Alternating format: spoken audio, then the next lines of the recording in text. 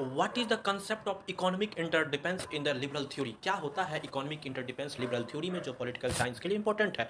Economic interdependence refer और situation where country become economically connected through trade. जो एक ऐसा सिचुएशन होता है जहाँ देश आपस में ट्रेड के द्वारा, इन्वेस्टमेंट के द्वारा, सप्लाई चेन के द्वारा और फाइनेंशियल फ्लो के, जिस तरीके से इंडिया ट्रेड के लिए, इन्वेस्टमेंट के लिए दूसरे देशों पर डिपेंड है, सप्लाई चेन के लिए चाइना पर डिपेंड है, इसी तरीके से liberal thinker argue that state depend on each other for economic. Liberal thinker बताते हैं कि स्टेट एक दूसरे पर डिपेंड है। The cost war became high, cost war बहुत हाई हो जाएगा। वार डिस्टर्ब ट्रेड रूट, अगर कोई भी वार होता है तो ट्रेड रूट के साथ साथ डैमेज होगा मार्केट और आपके इकोनॉमिक ग्रोथ हार्म हो, which discourage state for engage. Liberal thinker किसी भी तरीके का मिलिट्री कॉन्फ्लिक्ट से बचाना चाहते थे। कोई कहता नहीं ये आपके ट्रेड को, आपकी इकोनॉमिक पॉलिसी को खत्म। Thomas Friedman popularised the argument. Thomas Friedman ने अपने आर्गुमेंट गोल्डन आर्क थ्योरी बताया। Thomas Friedman which suggested that country with strong economic integration, जो कंट्री गोल्डन आर्क थ्योरी में जो कंट्री बहुत ज्यादा इकोनॉमिक इंटीग्रेशन होगा, symbolise presence of global corporation, वो बहुत ही ज्यादा ग्लोबल कॉर्पोरेशन की बात करेगा। जिस तरीके से McDonald are less likely fight war with each other, McDonald अगर एक दूसरे की कंट्री में है तो बहुत कम संभावना है कि वो लड़ेगा। Although the theory simplified it capture liberal belief that एक कंपनी सिंप्लीफाइड किया, लिबरल को बिलीव किया कि लिबरल लोग जो चाहते हैं लिबरल थ्योरी, वो ग्लोबलाइजेशन, इकोनॉमिक इंटरडिपेंडेंस और पीस की बात करते हैं। What are the democratic peace theory और क्यों ये इंपॉर्टेंट है?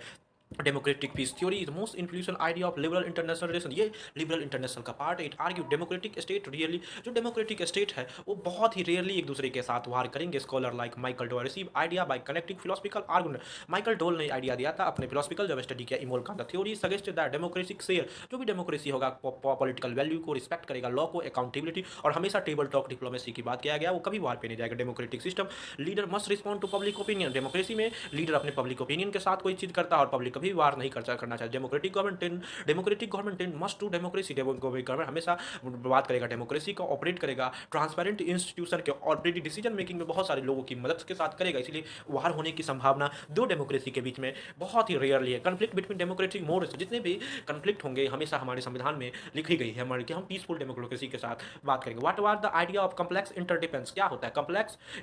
The concept of complex interdependence, जो कोहेन और जोसेफ नाई के द्वारा डिसिप्लिन किया गया था। Changing nature of global politics in modern era, जिस तरीके से आज देशों की पॉलिटिक्स बदल रही, इंडिया की पॉलिटिक्स, चाइना की पॉलिटिक्स, फ्रांस की पॉलिटिक्स, अमेरिका की, according to relation among the state no longer dominates for limited. अब कोई देश मिलिट्री पावर के द्वारा रूल नहीं कर पाएगा इकोनॉमी।